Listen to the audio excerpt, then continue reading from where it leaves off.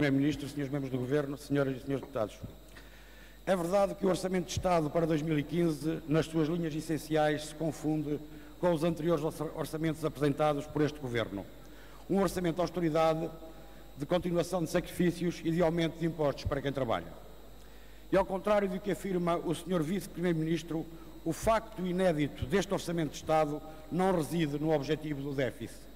O único facto inédito neste orçamento é que, ao contrário dos outros orçamentos do Governo PSD-CDS, este não esteve submetido a quaisquer condicionantes externos. Ora, tendo sido elaborado sem a Troika e mantendo o Governo as mesmas políticas de austeridade, significa que o Governo andou 3 anos a enganar os portugueses ao criar-lhes a expectativa que, com a saída da Troika, tudo voltaria ao sítio. Afinal, a Troika foi embora, mas as políticas ficaram e nada foi ao sítio. E a única leitura possível é que o Governo pretende, de facto, transformar em definitivos os cortes que foram sempre anunciados e apresentados como provisórios. Diz o Sr. Vice-Primeiro-Ministro que a fixação do objetivo de 2,7% para o déficit de 2015 é um facto inédito nos últimos 40 anos. Não, Sr. Vice-Primeiro-Ministro, não é. Em 2007 o déficit foi de 2,6%. Mas, além disso, estamos a falar do objetivo e não do resultado. E se atendermos às disparidades ou às distâncias entre os objetivos e os resultados orçamentais dos últimos 3 anos, o que seria de facto um facto inédito seria o Governo cumprir as metas orçamentais que constam deste Orçamento de Estado.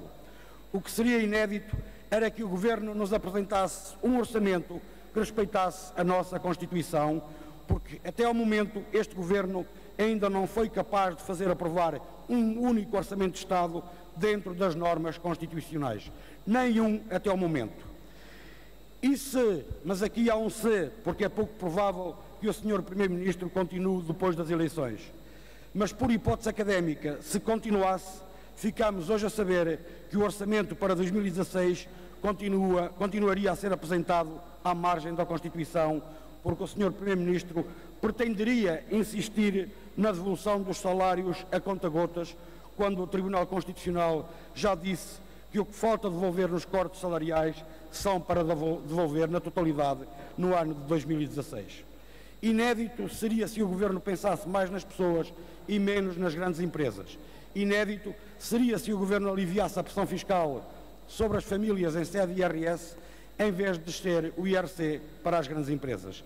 Inédito seria se este orçamento não somasse cortes aos cortes dos últimos anos nas políticas sociais, na educação, na justiça, mas também na segurança social. Inédito seria se o Governo não continuasse na saga do encerramento das escolas e na redução de professores.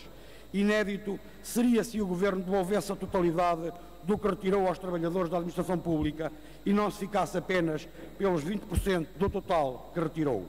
Inédito seria se o Governo não continuasse nesta onda de privatizações ou concessões de todas as empresas públicas que interessam aos senhores do dinheiro. TAP, EGF, STCP, Metro do Porto, Carris, Metro de Lisboa, CTT, REN, Caixa Seguros, GMF, CP Carga e por aí fora. Inédito seria se este orçamento procurasse combater o desemprego. Inédito seria se o Governo não pretendesse diminuir mais uns milhares de postos de trabalho, tanto na administração pública central, como na administração local, como no setor empresarial do Estado. Inédito seria se este orçamento refletisse um esforço ao nível do investimento público, que aliás tem um crescimento inferior ao da variação do PIB. Inédito seria se o Governo investisse nos serviços públicos e melhorasse as condições de vida dos cidadãos, que hoje, aliás, se deparam com uma gritante injustiça. À maior carga fiscal de que há memória, corresponde menos investimento nos serviços públicos. Inédito seria se este orçamento não viesse aumentar as ingerências e agravar as restrições à autonomia e à gestão do poder local. Inédito seria se o Governo não tratasse as autarquias locais como órgãos desconcentrados do Governo. E inédito seria se o Governo assumisse as funções sociais do Estado e procurasse, com este orçamento, promover a justiça social. Mas, infelizmente, o único facto inédito deste orçamento é que ele foi elaborado sem a sombra da Troika e as desculpas do Governo para justificar os sucessivos cortes nos salários nas pensões, nos apoios sociais, bem como as desculpas para o brutal aumento da carga fiscal sobre as famílias, esfumaram-se da noite para o dia com a saída da Troika.